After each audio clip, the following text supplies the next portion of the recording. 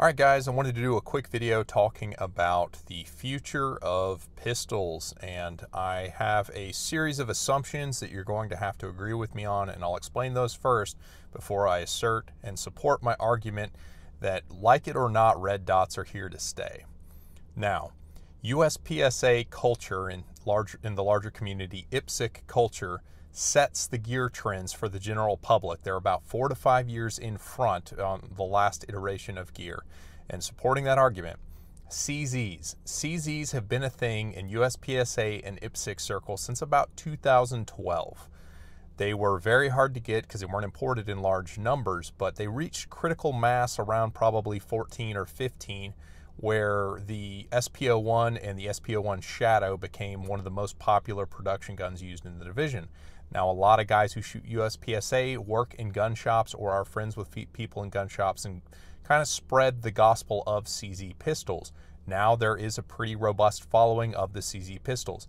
Now, I understand CZ has a military heritage, but the reason CZ pistols are a thing is not because they make good rifles. So that's something that's been emerging for years now, and I would say especially with the Shadow 2. If you look at the Shadow 2 and its popularity as like the best gun among people who don't shoot competition, I would say that's a reflection of the IPSC USPSA community. So on that same time frame, production as a division in USPSA was gaining popularity more and more and more year on year, up till it was nearly threatening limited for the #1 spot as the most participated in division. Things are changing now. Production has that for a couple reasons. The pistols used in production that can be competitive are inexpensive, and it shoots 9mm, which is the least expensive round you can shoot in USPSA. Now, and the reason I say USPSA and not IDPA is because USPSA gear selection obviously colors IDPA gear selection, whereas the reverse is not true. Guns that are popular in IDPA don't necessarily move the needle in USPSA, despite the fact there are crossover shooters in both. Back to the original point, the day of the dot is coming.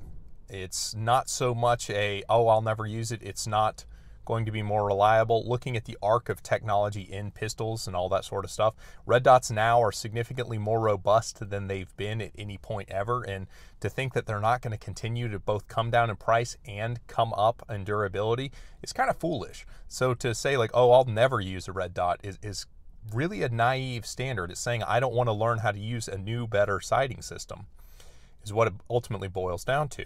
And the reason I bring all that up is this. USPSA has released its activity logs from the year 2018 as it relates to 2017. 3 divisions grew in participation as far as market share is concerned. Those divisions are: PCC saw nearly a 25% bump. So Open, which is the most expensive division to compete in, uses a red dot sight and a compensator. It saw an appreciable bump in participation. But interestingly, Carry Optics saw a nearly 50% increase year on year. Now, there's a couple reasons driving why Carry Optics was probably experiencing that bump. The first is that they introduced the 140mm magazine into Carry Optics. That's part of the reason why I got into it. It was just more appealing as a high cap division where it was originally a low cap division. Second, a lot of people are accepting the fact that the dot is going to be the sighting system of tomorrow. It's really here now. Whether you accept it or not is kind of on you. And what's more interesting is that production saw a decrease, about a 5% decrease. This is probably the first year that production has not increased in participation as a portion of market share, and limited saw a small decrease. So literally all of the iron sight divisions saw less activity than the red dot divisions. All of the red dot divisions across the board have ticked up. Now, I think one of the reasons that Open has seen the increase is that a lot of people shoot Carry Optics and think, boy, sure would be fun to have major scoring available. And it's the same thing with production. People shoot production and then they look at limited like, man, having major scoring and not having to reload as much would be a lot of fun. So it's kind of like the fully realized version of the division. But this is something I'd like to start a conversation about. Obviously, I am stunted in my view looking at it purely as a competition shooter. What are your thoughts on this, the inevitability of red dots coming? I'm saying that, and it is an assertion. and I think I've supported that argument. Will we see pistols coming with red dots mounted on them being more common than less common? Or will it just be like rifles that come with flat tops, that it's basically a foregone conclusion that you're putting a dot on them? So I'd love to hear what you guys have to say about that. Leave a comment. I appreciate you guys, and I'll catch you on the next one.